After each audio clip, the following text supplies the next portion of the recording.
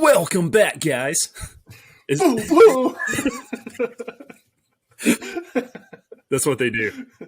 That's how you get to be. Make it exciting. That's how you get to be a real YouTuber. Ba ba ba ba. All right. Well, on that note, welcome back. Well, now we're here. Now we're here. To our holy crap! This is our 6th episode, Brent. Can you believe it? Mm-hmm.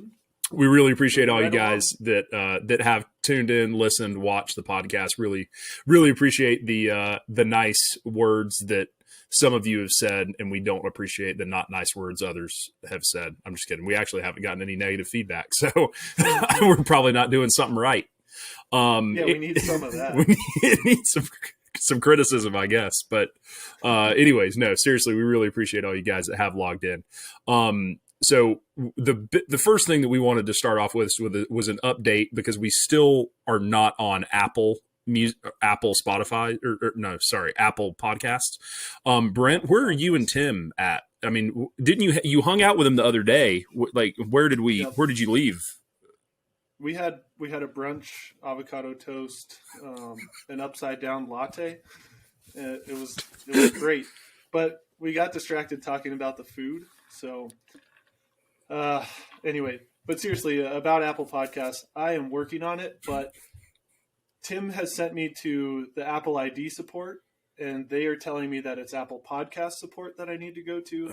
But then Tim's wife at podcast support told me I need to go back to Apple ID support. So basically, I'm stuck in a holding pattern where both people are telling me between Tim and his wife, the other person. Yeah, and it's a scary place to be. All right, well, guys, so we are working on it. We're working on that.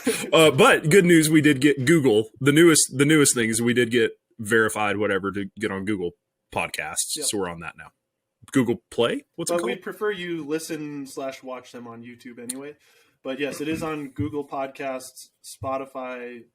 I don't know if there's a separate podcast deal for Spotify, but it's on Spotify. All right. Well, there you go. And we do put up some visuals as well. So even if you do watch it on Spotify, we've got some stuff today that we'll have some visuals on that'll pop up. So if you do watch it on or listen to it on Spotify and then hop over to YouTube to watch it and see the captions, or I don't know, whatever we're going to pop up when we're talking about them. So trying to make them a little more interesting so you don't have to look at these things. Yeah. These ugly mugs the whole time. I shaved for this. Can you tell? You probably can't. It looks great. Thanks. You look great. You don't have the beard going, but I've never been able to. Do you not grow a beard in the winter?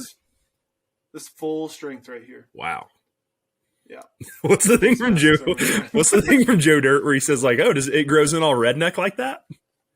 You remember that? That's what I have. I get it growing in all redneck like this. So I like it. Pro tip. All right. So starting off the podcast today, we've got a couple episodes to talk about, or a couple things to talk about. We've got what is coming up. We've got a couple things in the industry that are coming up in the next couple coming months, the beginning of the year here in the first quarter. So we kind of want to talk to you about those. We have the trips that we are looking forward to in 2022. That'll be pretty quick, but just kind of wanted to do a quick thing on kind of what we're excited about for 2022. On that same note, we've got the new products that we currently know about that are coming out for 2022 that we're excited about. We're not going to hit on every single new product that we know of, just some of the ones that we think would be a good talking point. And we got a couple viewer questions that we're going to answer at the end. Again, really appreciate the viewer questions. Some of them are just kind of, hey, talk about this topic. Some of them were really specific. Really appreciate that. If you have any questions or topics that you do want to see covered, please reach out to us. You can reach out to us either DM on Instagram at RamblinFly. You can comment on a video on YouTube, or you can knock on Brent's door. He will answer with avocado toast. So those are mostly the 3 ways to get in contact with us. And if you're lucky, we'll get an upside down latte. Come hang out with Brent, get some avocado toast, some upside down lattes, and then tell us about your topic. There's probably a real name for that. All right, let's keep this thing on track. What's the difference between that and that pineapple upside down cake? Couldn't tell you. All right, viewers, we need you for that. I don't know. Help us out here. Bring Brent a pineapple upside down cake. All right, starting off with what we got coming up in the industry Q1. The first thing that we can think of is a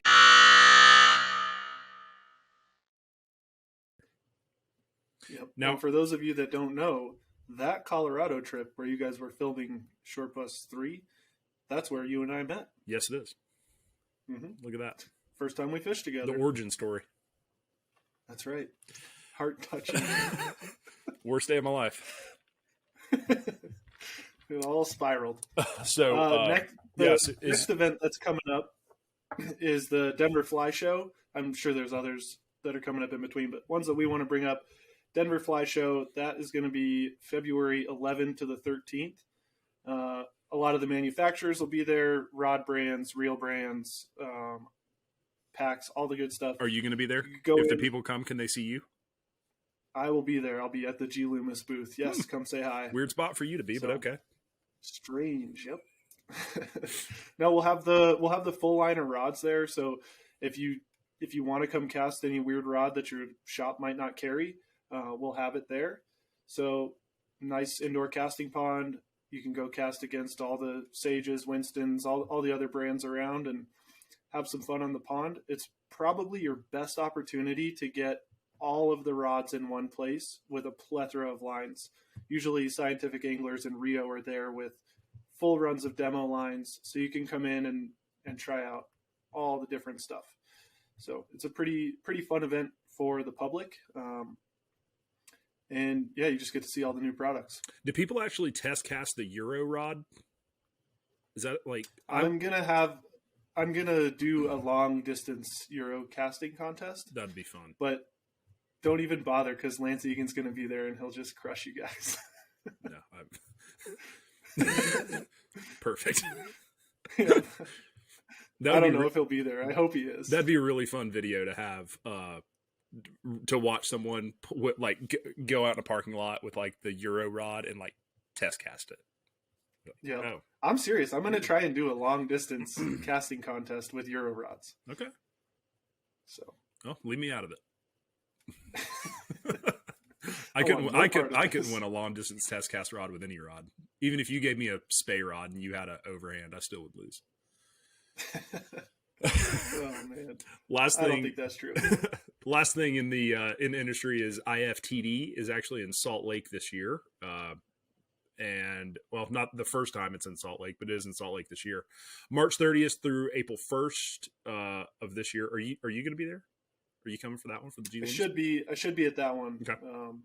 I'm not sure if Loomis will have a booth yet or not. We will update you in the next episode about that. Okay. Well, I'm not having a booth or anything, but I was planning to go and get some upside down lattes or, might hit up some avocado toast and then head over there. I don't know. We'll see.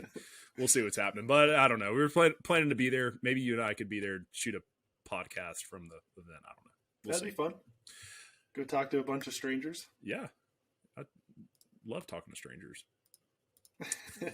So the next, did you have anything else on the Q1 events coming up? No, those are the big ones. All right, what we're looking forward to in 2022. We just kind of wanted to mention a couple trips that we kind of had planned, some different spots we were going to go fish. I mean, we have a really hefty film schedule on the docket for next year. I don't actually know if it's all going to make it, but Brent, why don't you start out and kind of let us know what are you pumped on for next year? Yeah, so I guess I'll do my top three, okay. Which is kind of my wish list.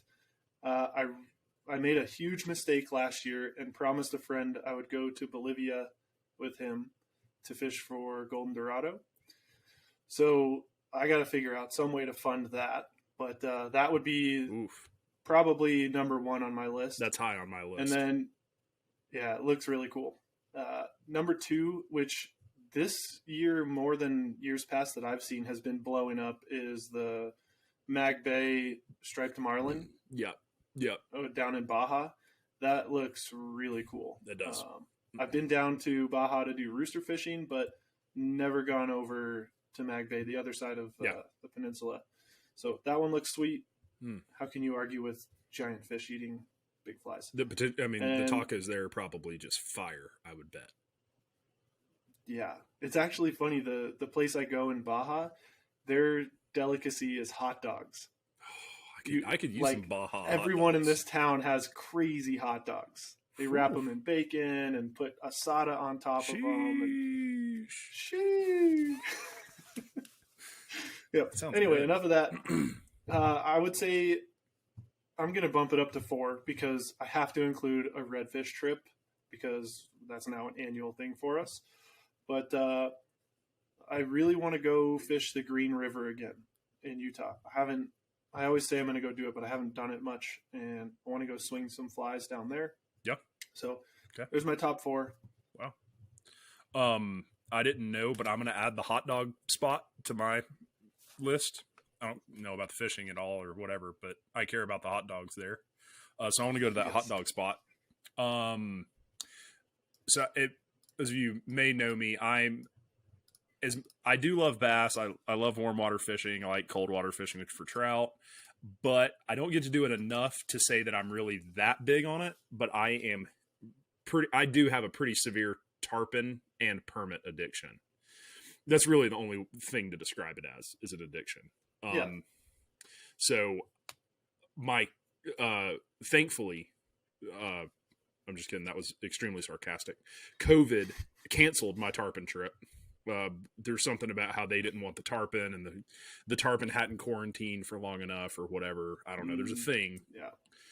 A due date about in China. I couldn't go tarpon fish last year, and that really got me bummed. And I've been thinking about it since. We have a DIY bone fishing trip that I'm pretty excited about. Kind of curious to see how that goes. Red fishing with you as well. It's got another. I think I'm probably going to end up going red fishing at least twice next year. I'm pretty excited about that. One in Texas and one in Louisiana, and then I've got planning to go back to Canada because Canada ruined a trip or COVID also ruined a trip to Canada for me last year, which is weird because I thought that the COVID was from China, not Canada, but Canada closed or something and you couldn't fish because there was COVID in the water. I don't know how that works, but they can't. Fish have a hard time wearing masks. Yeah, they can't. I've never seen a fish wear a mask, and I think that the SJWs need to get on the fish for that because they're not social distancing. Catch 3 or 4 of those things out of one hole, and that's 6 feet long. I don't get it. So yeah, daisy chain of 100 tarpon. Yeah, what are you guys doing out here? Anyways. There we go. I don't know. We kind of had a comment about that. Wanted to see some folks said they were interested in knowing what we were looking forward to this year as far as fishing trips go. There you are. So it's on our docket. Some fun ones for sure. Yeah. Hopefully we'll have some cool pictures and stuff coming from them. Yeah, of those hot dogs. We'll send you guys pictures of those hot dogs. We'll post them up. I'm gonna put. You guys will probably already have seen, but I'll probably have put up a bunch of photos from the hot dog train down in Mexico. It's a train? Maybe I'll Hold do up. that right here. We got to pause this. Where's the hot dog train? Yeah, I'm going to put the hot dog train right here and give you a 30-second gallery of the hot dog.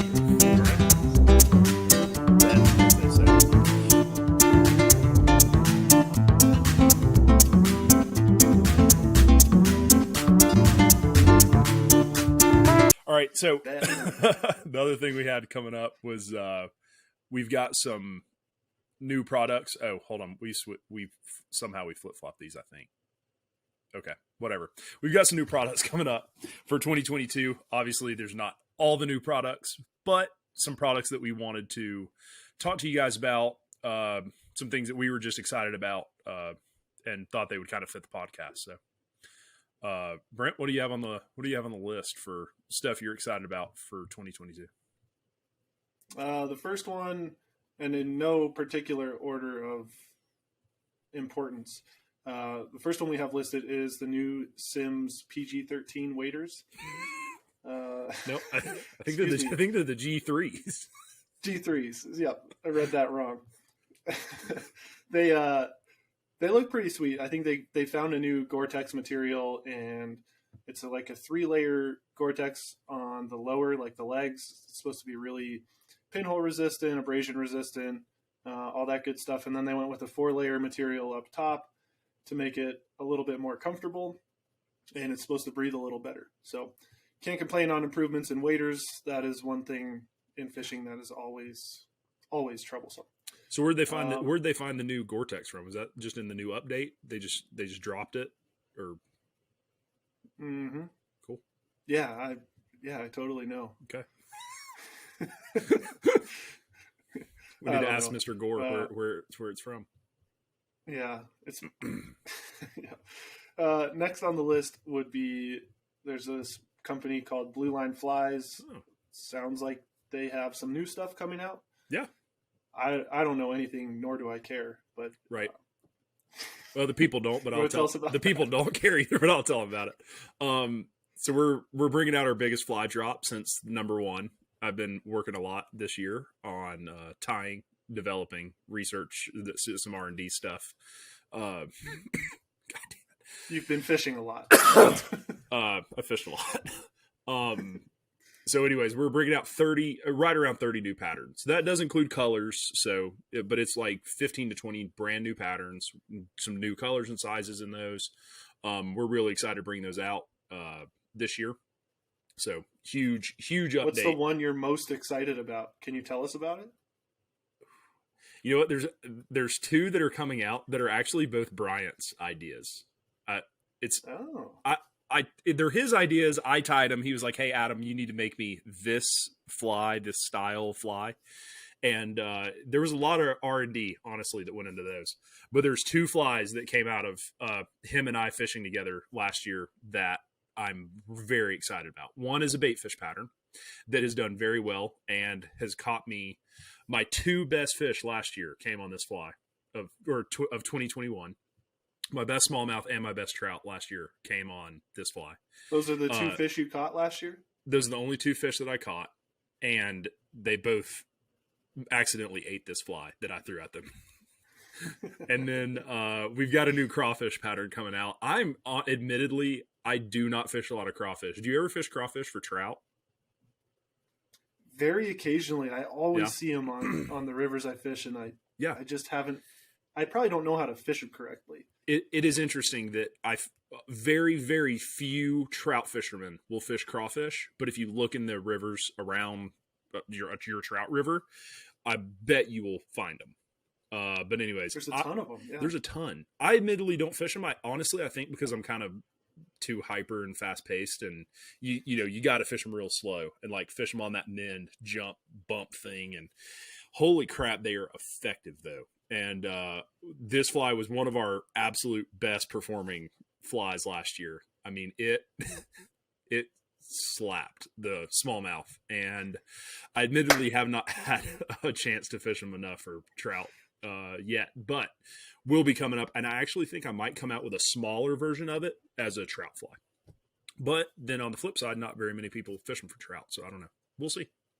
But those are the 2 ones that I'm the most excited about. So I'll see if I can get some spy shots of them and put them in the screen right here. Just like you blur them out or something.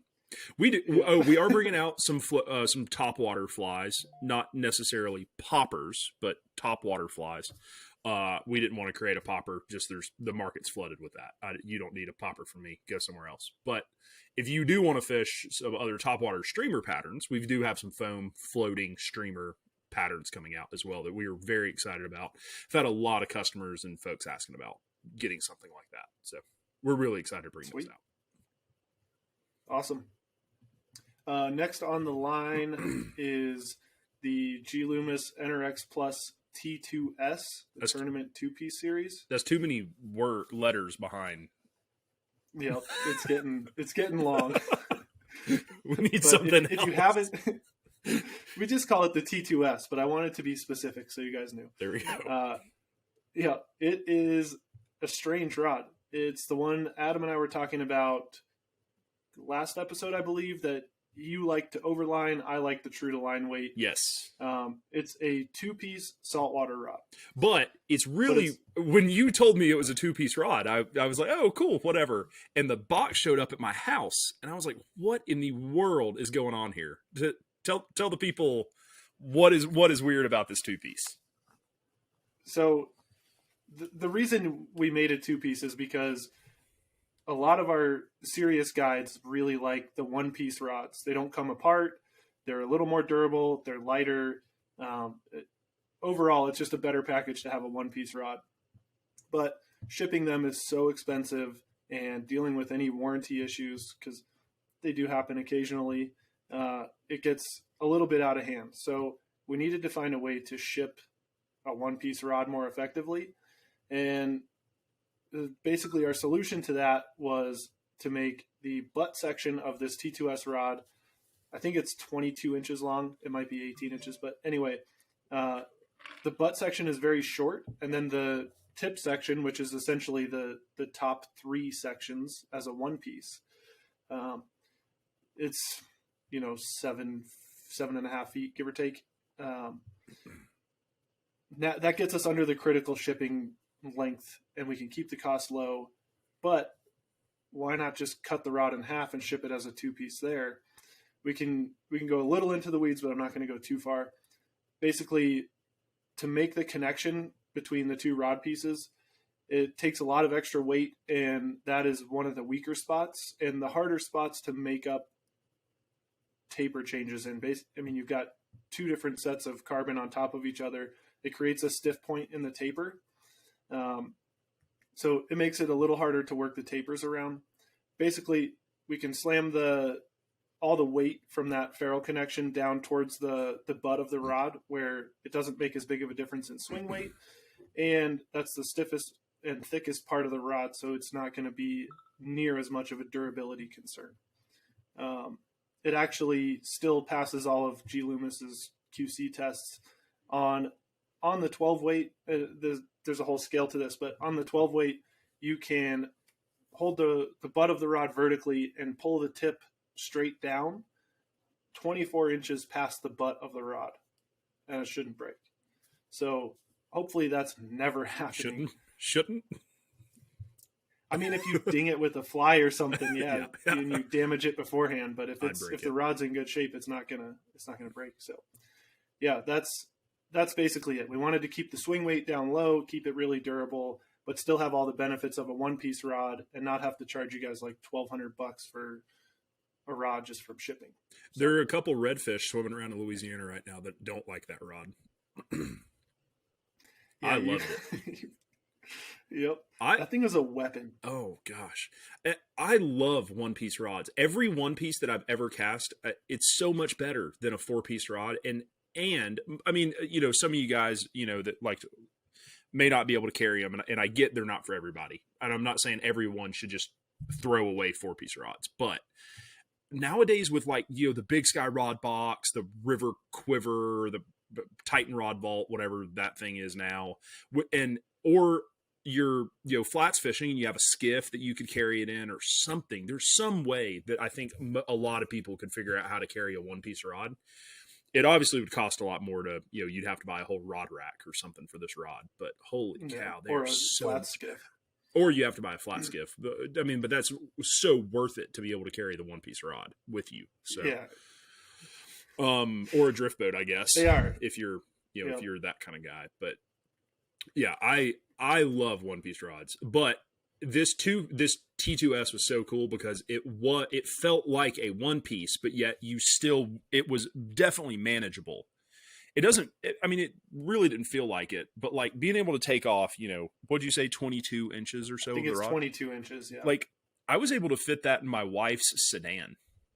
Like, you remember seeing it in Louisiana. Like, I took the piece off, and but if it wasn't removable at the bottom, I couldn't fit it in the sedan. Right. Well, and the other cool thing is it should cost the same amount to ship that rod as it does a four-piece rod. Really? So, yep. It's very, very close. Very close. Man, it really is cool. So, are there any plans to come out with that in like a freshwater series? There's a lot of guys that want it. It's quite challenging when you're building really thin diameter rods, because they get even thinner when you go to a one piece, because you don't have to build in thickness to get the ferrule connections. But that's on the wish list. It is not coming anytime that I know of. No comment, So. but maybe in like 12 months we'll be sitting talking about what the best product from last year was, and that'll be on there. That would be awesome. I'd be a huge fan of that. I might get rid of every other rod that I have. If they came out with like a T2S freshwater or T2F series, T2F. Yeah. I might get rid of every other rod that I have. That would be sweet. I hope we can do it. There's some manufacturing challenges though. Sure, I get that. So. Well, moving on to something way more interesting than rods. So, well, this was yours. Why don't you bring this up? Because I don't know a lot about it. Yep. So I just heard that SA and Rio are now offering half-size tippets. Trout Hunter's been doing it for a while. I'm sure someone has seen 5.5x, 6.5x. They've been doing it forever. But yeah, they've been doing it for a while. I used to actually buy the half sizes in between all of my like SA or Umpqua spools. Yep. And fill it in with Trout Hunter. Yep. But now SA and Rio are on board. I don't think Umpqua is doing it or has plans to, but why don't we just ask, what do you think about half-size tippets? You know what? I have been a big Trout Hunter guy for a while. When I was guiding a lot, using it a lot, I used to be pretty big on Trout Hunter. And I don't know if it's a mental thing, but I loved the half-size spools. And I don't know, maybe it's a marketing ploy just to get me to buy more. But when you're in that headspace and you're like, man, what size tippet do I go with? Do I go with 4 or do I go with 5? Boom, there it is, 4.5. Yep. Like every time. I'm on the same train. Like, yeah, I don't think the fish can. I don't know. Maybe they can, but I don't think they can tell a half size difference. I do believe they could tell a full size difference. Yeah. But man, the mental ability to be like, oh yeah, I got just this little edge.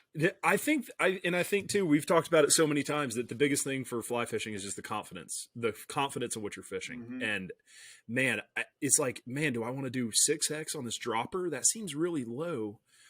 Maybe I want to do 5, but there it is. There's 5.5 for you. Yep. I ran out of spools of the half sizes faster than I ran out of spools from the standard sizing, because I think I got in my head so much with that. I would ask myself all the time, I'm between 3 and 4 and 5 or 6. Anyways, I like them. Yep. I like them. Maybe it's a great marketing place ploy. for that.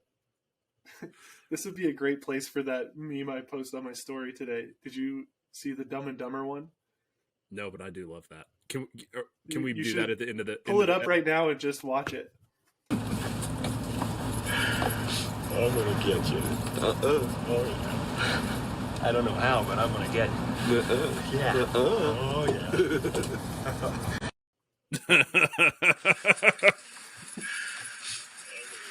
Yeah. I don't know how, but I'm gonna get you. It's this 4.5x. 4.5x is out. But you fish all sorts of small stuff out in Colorado too, don't you? Like, I used to fish a lot more of it. Yeah. Do you use a lot of like 6.5, 6X?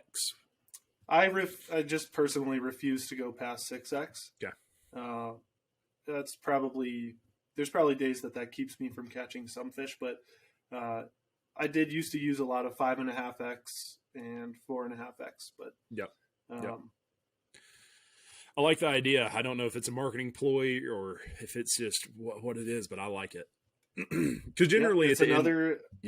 At the end of it, I mean, generally when I'm buying Tippet, because I'll just order it, from the websites or whatever, I'll just go, 1, 2, 3, 4, 5, 6, add to cart.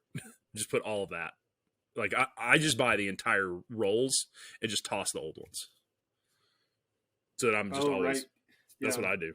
So if I guess any of those companies that decide to add halves are going to hit me with an extra 4 or 5 spools of Tippet per year. Well, probably an extra 10 per year. Another couple $100. Probably an extra 20 per year once you factor in nylon, I guess. Because I buy like the fluoro, I have streamer, and I have nylon. Yeah. So I've got like 3 rolls of Tippet that I use. that takes up half the space in my fishing bag. That's right. Yeah. The majority of my spools of fishing bag is Tippet, Tippet. Yeah. Well, There it's you go. the important connection. Well, what else you got for us? Let's move on. Fish Pond just announced a bunch of, I don't know if they're calling them new packs or just revisions to their existing packs, but the one that I'm most excited about is the little bit of organization they've added to the submersible waterproof packs. How come no other company has, like, I mean, I know they've had them forever, but no submersible pack has very much organization in the middle of it, and I cannot figure out why. I think, this is my personal opinion, I think it's because they want to meet a price point, and the submersible packs are already expensive. I think that Thunderhead is like $250 for a hit pack. Yeah, it's a lot of money, and then they're trying to make it as cheap as they can, but the durability and reliability still has to be there. But then you go adding organization inside, that's going to be a $350 pack. So I don't know, but they've figured out a way to do it. I actually haven't looked at the pricing, whether it's an add-on. I think it's an add-on, so you might be paying another $30 or $50 to buy the organization. 100% worth that. Oh, totally agreed. I don't have a waterproof pack point like specifically for that reason. That all of them are just bags that you just connect to yourself with some straps. Yeah, like it's just a cavern. Yeah, and you toss something down, like you pull off a bobber because you're mad and you're not going to bobber fish anymore, and you throw it in there. You're never finding it again ever until the end of the season when you dump it all out upside down. You dump the whole thing out. Yep. And then there's like 26 bobbers fall out of the bottom of it. And you're like, where were those 2 minutes ago when I looked for them? Exactly. Yeah, I'm really excited about that. Yeah, that's great. I can't believe that hasn't been done sooner than 2022. But what a time to be alive! We finally got what a time. Couple pockets in a waterproof bag. We've got some dividers. Welcome to the future. We are in the future. Okay. I guess one other thing on those packs is they went with a new zipper that there's no teeth on. It's kind of like a robust Ziploc bag type deal. But that's nice because I don't know if you've ever used those tie zip, those burly zippers that are fully waterproof submersible. Mm-hmm. They suck. If one tooth gets messed up, like the zipper's ineffective. Yeah, they're not doing that true zip on waders yet. They're only doing it on like the packs and stuff. But I have the zipper on my waders. Love that. But the true zip thing is really cool. It's a lot easier to use. You know what I found too is like Yeti, how they have that zipper thing. When you stick your hand down in it, it freaking especially if you do it a lot, it like grabs your like freaking rip up your like hand when you're putting it down in there. But, the tie zips.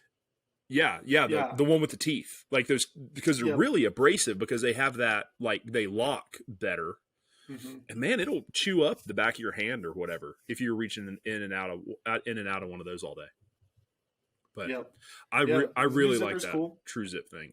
There was a Sims product that we've used that I really like that had that True Zip, and I really like it. Sweet. Right on. There we go. Well, that's all I have for products. Okay. Want to move on to questions? There's some exciting stuff in there. There's some stuff to look forward to. Definitely.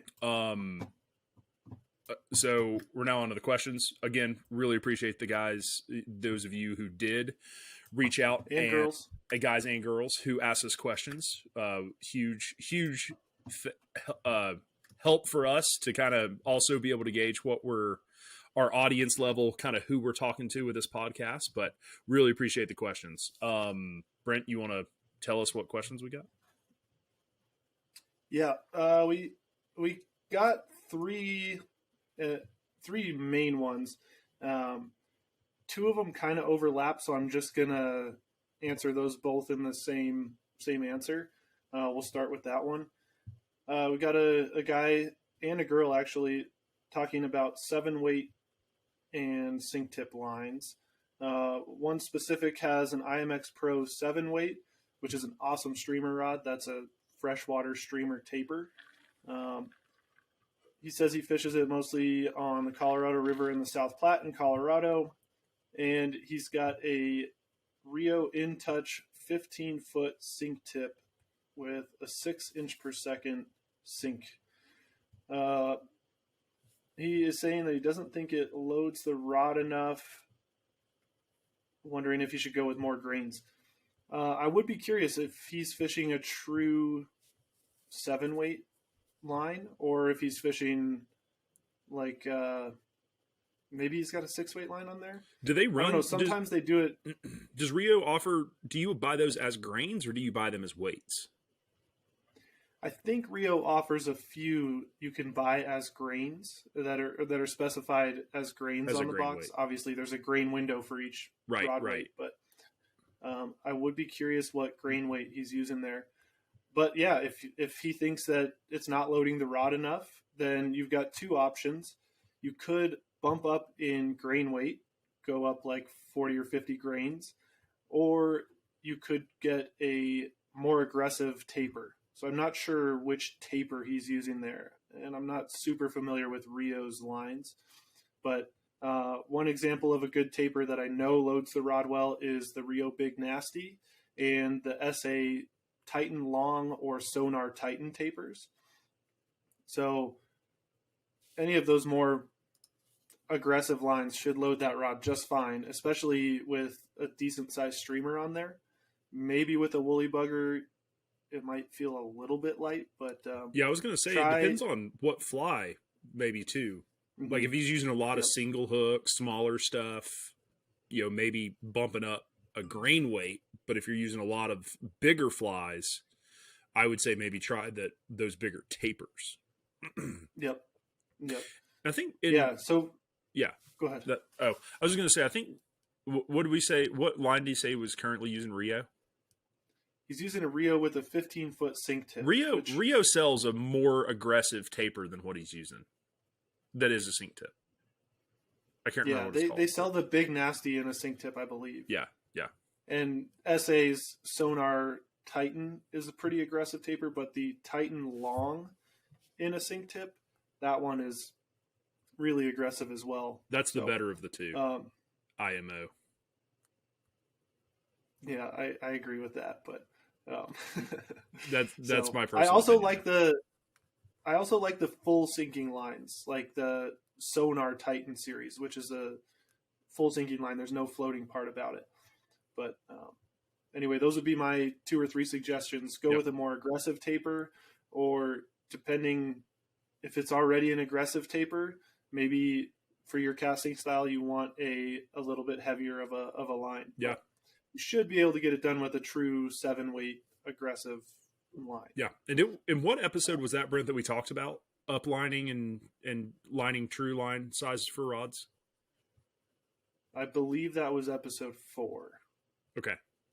Click somewhere around here. We're going to put a link back to that other one so that you can get some more intel on that if you want. Yep. He was also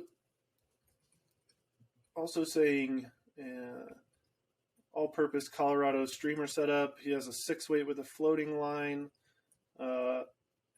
That's a great secondary streamer line. The only thing you need to worry about with floating lines is some of them aren't that aggressive if you're throwing a bigger fly, that they'll have a little bit of trouble turning over that bigger fly. You can either combat that with a really heavy butt section on the leader, like a 40-pound butt section on the leader, or make sure you're using like an SA Infinity or a little bit more aggressive.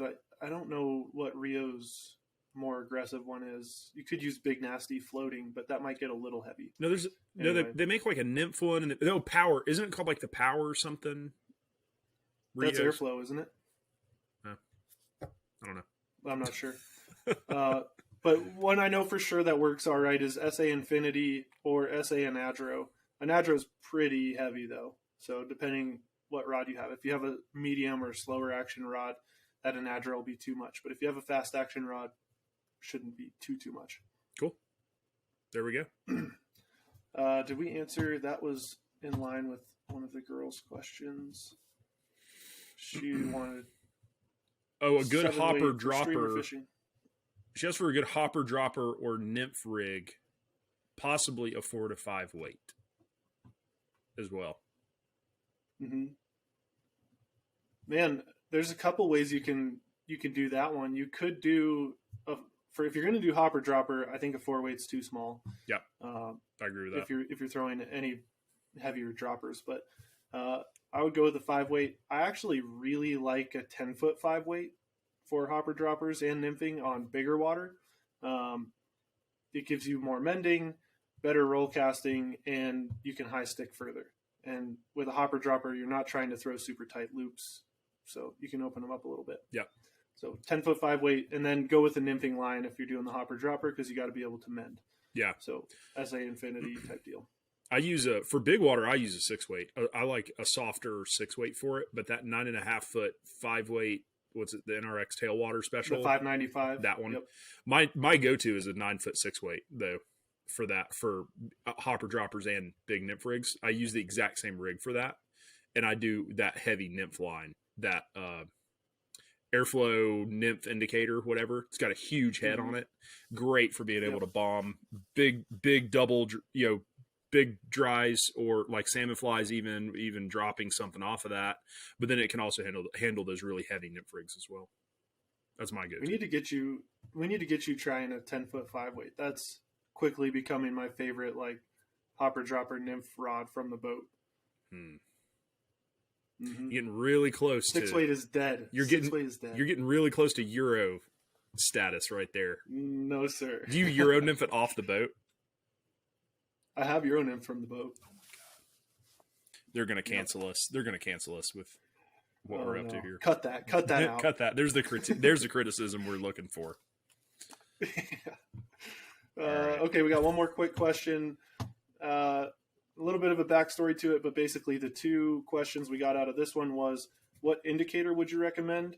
And the reason he's asking is because he's fishing a river that has apparently a lot of varying speeds and varying depths. That is tough. That's one of the toughest things, especially if you're like trying to conquer that on foot without having multiple rods in a boat, which he's not. I mean, he is on foot, but having multiple rods rigged up in a boat is the best way to do it. But if you are waiting, it is tough. What indicator do you like? I've been using the what are they? The airflow. The airlocks. What are they called? Airlocks. Yeah. Yep, with the little screw cap. Mm-hmm. Those are way easier to adjust depth, because you're going to have to adjust depth for every run or every hole you're fishing. Right. There's no way to get around that yet. Yeah. So. Yeah. But have you seen the new, what's it called, Oros?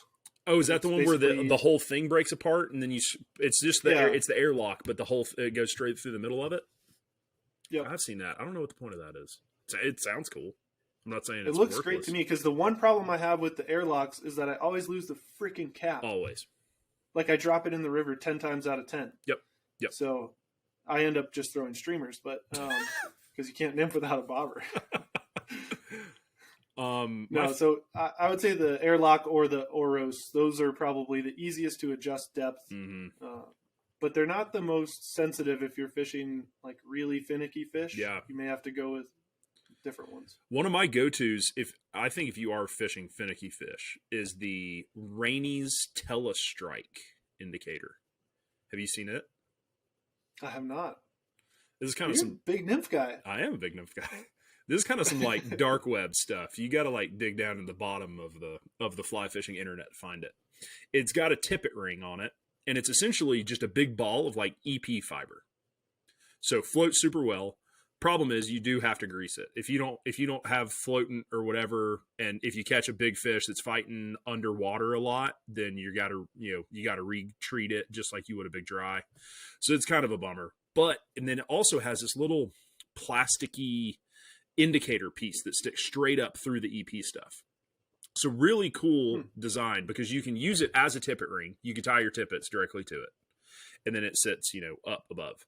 Or you can thread it just like a normal indicator, where you thread the loop through and fold it over, and then you could move it that way. For finicky fish, that thing works great. And the coolest thing about it is that it'll float sideways when your flies are still sinking. But once your flies reach kind of the bottom and it pulls this way, it'll pop it straight up. And you can actually kind of see it'll go like this before it sinks. Technically, out of this telestrike, I don't know.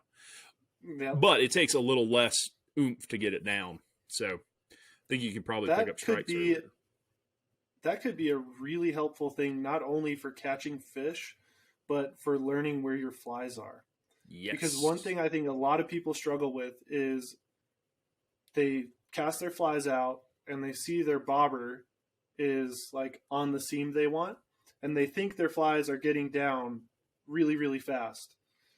Well, a lot of times it takes 2 or 3, maybe 4 seconds, depending on the hydraulics underneath, for your flies to get down to the correct depth that you think they're at. Yeah, if you're having not, that tip up, yeah, that's big. yeah, that would help. If you're not catching fish, your flies are not getting to the bottom of that hole. Just generally speaking, from my experience. So that could be a good tool for people that maybe don't know yet. Like, I got lucky fishing Cheeseman, where you weren't catching fish unless your flies were on the bottom, and not with any regularity anyway. So I learned I wouldn't even watch the bobber. I'd put on like an egg or a worm that I could see underwater and use that as my indicator. There you go. So like I had to learn very quick where my flies were in the water column, and sometimes it takes a long while to get those flies down. It does. Well, cool. So I like those Rainey's ones. They're not my favorite. My favorite is just the airlock. Maybe this new one though. If that solves the stupid little thing that I have to do with the airflow or the airlock ones, I need to try that. Yeah, without losing the cap. Yeah, but those Rainey's ones are kind of cool. Figured I'd throw out another one that I have used that I also like it. I honestly, I think I used to use it a lot before I was guiding, and then once I started guiding, I had to switch over to the airlocks. It was just so easy. Yeah. It sounds kind of like the New Zealand indicator, but maybe a little bit easier to use than those, because those things, I mean, they're so cool and they work really well, but dang, they're a pain in the butt to use. And to adjust the depth. Yeah, you got to have the little tool with you got to make sure you got all the little plastic pieces. If you guys aren't familiar with what I'm talking about, you should go look one up. You need an engineering degree to use that thing. It's an awesome indicator, but man, I'm too stupid to use it. No, I just can't keep track of all the little. I mean, you got to buy like the replacement hoses to use, and then you still have to treat it. Yeah, there's a time and a place for it, and they will not float really, really big nymph rigs either. Yeah, they won't. But like a double girdle with weights and stuff is with fast water, you just can't. They don't work. But anyways, well, there we go. But you're probably not too concerned about being stealthy if you're fishing a double girdle with lots of split shot. I'm all about the stealth. You just like to slip that thing right in that hole. Yeah. Oh man. All right. But the best way to fish variable depths is just to have an indicator that you can adjust really easily, or and make sure you have a leader that kind of works with that to be able to adjust it quickly. And it's not fun. A bunch of knots on your leader doesn't help. No. And it's not fun, but man, I've been the victim of it too. You're walking, you're like, man, I'm not going to change the depth for this run or whatever. If you get in that mindset, you're not going to catch as many fish. Definitely, if you will get in the mindset of, all right, depth changed, I'm changing my indicator or whatever for every new depth, you'll be a lot more successful. Yep. And change your depth before you change your flies. Yes. It's way easier. Yep. So. There you go. Good questions. We appreciate you guys that sent those in. Yeah, very, very much appreciated. And hopefully they were helpful to some of you. Keep them coming. Maybe they weren't. What if they weren't helpful for us? What should they do? That would be a perfect place for the negative feedback. Give us like a thumbs down on the video. Don't do that. All caps comment. Yeah. Don't do that. You guys are worthless. We're really trying to make this thing successful. We are. That's probably why Tim hasn't put it on the podcast yet, or put it on the Apple yet, because he knows it. He knows that's the kind of comments we're going to get. Yeah, he's like, dude, you guys are going to get thumbs down. Gosh. All right, move on to a thumbs up. We're this week we are not doing a video. I'm not doing a video meme of the week. What? That's the only thing that gets me through the week. No, it's a picture this time, and it's gold. Okay, let's see. Adam, you actually found it. I am pulling it up right now. So I'll read it for those that are listening, and then we can discuss after. Why don't you show it for the people that are watching first, and then... Yeah, the people are going to see it. Okay. Well, shouldn't you do that first for the people who are watching before the people listening? It's up on the screen right now. No, it's not. This is future time. We're editing it in. Oh, holy crap. This is the future. We're in the future. All right. It's up on the screen. All right. Here it is. It's... As you can see. Yep, here it is. Adam's holding it. We'll teamwork hold it. For those of you that are only listening, there's a picture of, I don't know if it's actually John Daly, but it looks like John Daly. He's got bleach white hair, a bleach white beard, some awesome NASCAR sunglasses, and a cigarette hanging out of his mouth. He appears to be on a golf course. It is. The caption is John Daly for the people. God, what a hero. The caption is from Hollywood. Fly fishing is a great way to relax, de-stress, and enjoy the majesty of nature. But the response is, me trying to calm down after spooking the bejesus out of a nice fish with a shitty cast. And then you see the image of John Daly ripping a heater. And the best, this was posted by No Kipe on Instagram. The funniest part of all of this, I think, is their comment, which is, these Marlboro Reds are medicinal. I love it. That's so much gold. That's a great it's picture. Medicine. Oh, it's so accurate. That is exactly how I feel. Yeah, that's exactly how I feel when I do that. Yep. Oh man, you just bomb your cast and pile it up right on top of the fish. See you later. Yeah. It's never happened to me, but I've seen it happen plenty of times. Yeah, happens buddies that I fish with. I've heard of it. Yeah, I've never done that. Yeah. So can you thumbs down that picture? Just be like, yeah, that's not really relatable to me.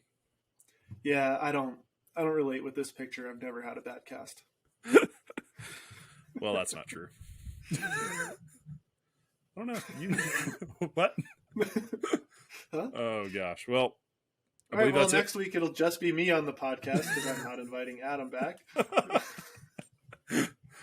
Oh gosh. Well, I think that's the end of our fun podcast today, isn't it?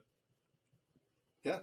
That's the rest of the docket. Well, and this is less than an hour. Look at us. We did even good. With all the dicking around and joking around. We did good. You're welcome, guys. Yep. Well, we really appreciate you watching. Please reach out to us on Instagram at RamblinFly, or hop over on YouTube and leave a comment on a video for questions or topics that you would like to have us answer or cover. Thank you so much for watching. Hop on over to the YouTube as well to see this meme that probably did not come across as funny listening to it on Spotify. If you want to hop over and see the meme, you need to do that. We'll also pop up a couple of pictures of these different packs and things like that we talked about for the products on the YouTube channel as well. We'll try to get some posts up on Instagram as well with them. So how about that? Yep. And if you would do us the favor, I'm going to do it. Subscribe to the channel, follow us on Instagram, like and comment if you can. It's true. Everyone says it. It does help the channel, and it really tells us what we're doing good and what we're doing bad. Yep. And we do want to be helpful to the most amount of people we can and see where this thing can go. For sure. If it's helpful, if you found anything in here helpful, please do us a favor. This is free for you to access. Just do us a simple favor back, and go subscribe to the YouTube or follow us on Instagram. Yep. All right, enough of that. Whew. Got the It had to YouTuber be stuff done. out of the way. I feel like a YouTuber when I do that. Yeah, I mean, it is what it is. Like and subscribe. That's what they all sound like. I know, we need to make some epic montage of Ooh. subscribe on the river. Oh, that'd be sweet. We need that. You know, to be a true YouTuber, though, I feel like we would need to get sponsored by like a credit card. All the big YouTubers are sponsored by some sort of credit card. Yeah, or like some CBD company. Oh, yeah. We need a good CBD company to get sponsored by. 5 Hour Energy, CBD.